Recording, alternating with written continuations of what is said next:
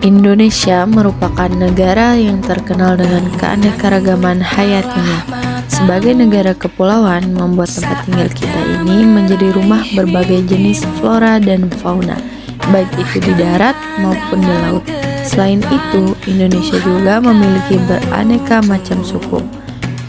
Keanekaragaman hayati menerangkan tentang berbagai macam kehidupan, bisa keanekaragaman genetik atau sifat, jenis atau spesies, dan ekosistem. Yuk kita pelajari bersama mengenai ketiga keanekaragaman ini.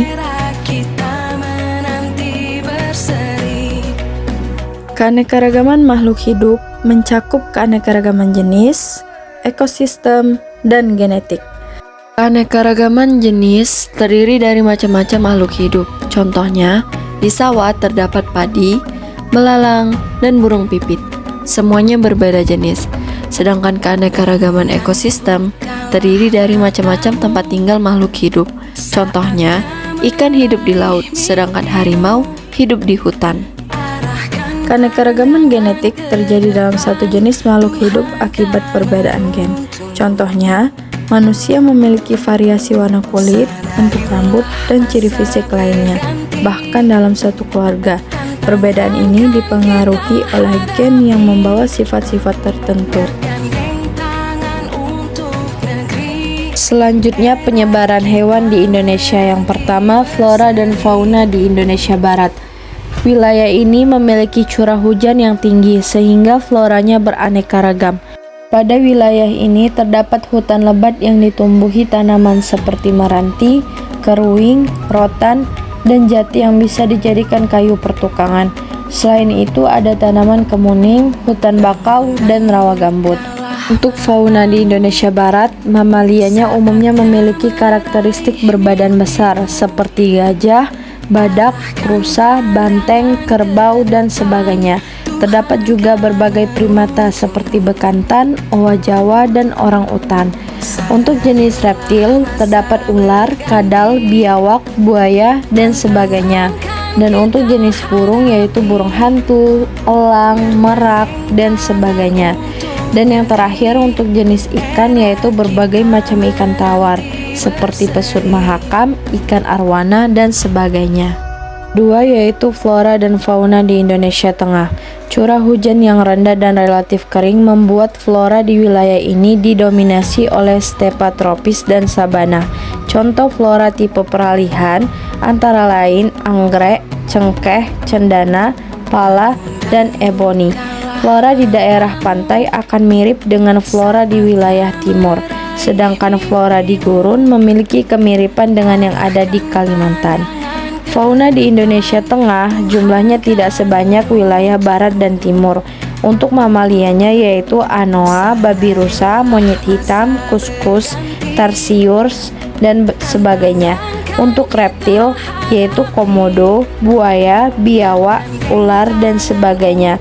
Dan untuk jenis burung yaitu burung maleo, kakak tua, burung nuri, burung rangkong, dan sebagainya. Tiga yaitu flora dan fauna di Indonesia Timur. Flora di Indonesia Timur didominasi oleh hutan hujan tropis, hutan musim, dan hutan bakau di daerah pesisir. Contohnya matoa, pohon sagu, ficus, jati, merbau, dan sebagainya. Fauna di Indonesia Timur memiliki karakteristik ukuran tubuh yang tidak terlalu besar dan mamalianya berkantong. Contoh mamalianya yaitu kuskus, kanguru, walabi, landa irian, dan kelelawar. Untuk reptil yaitu kadal, buaya, biawak, ular, dan sebagainya.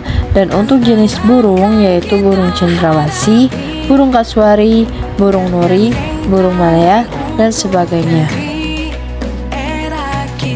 Selanjutnya yaitu pemanfaatan sumber daya alam. Yang pertama sebagai sumber bahan pangan, sebagai obat-obatan, bahan kosmetik, dan memenuhi kebutuhan sehari-hari.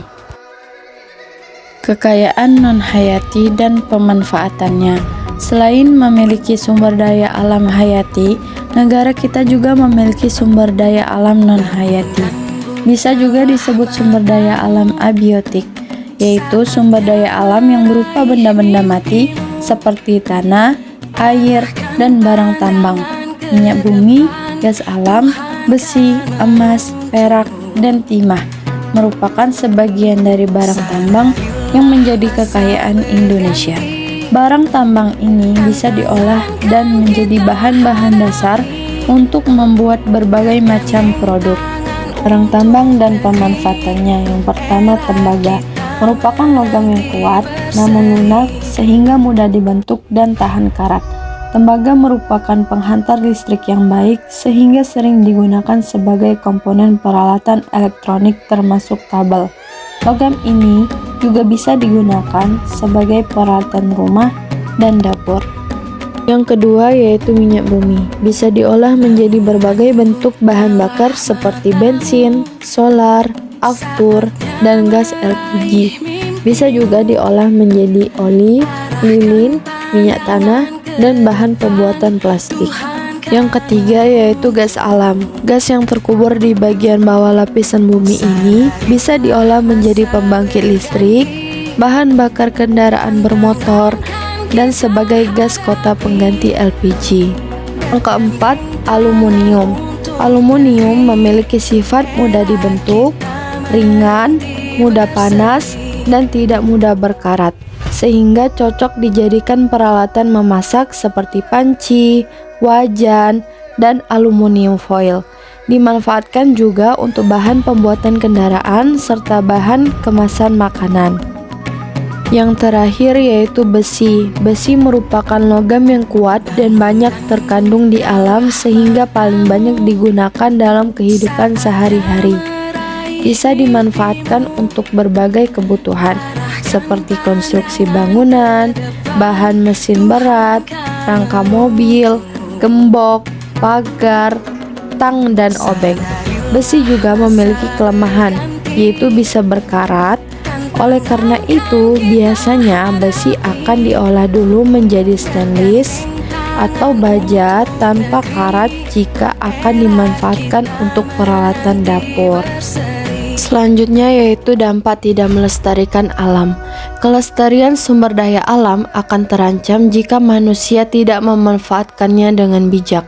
Berikut ini dampak dari pengambilan sumber daya alam, yaitu banjir, tanah longsor, kekeringan, rusaknya hutan bakau, lingkungan yang rusak akibat pertambangan, dan terancamnya populasi jenis hewan dan tumbuhan. Sekian dari materi keanekaragaman hayati dengan topik Indonesiaku kaya hayatinya dan Indonesiaku kaya alamnya untuk siswa sekolah dasar kelas 5.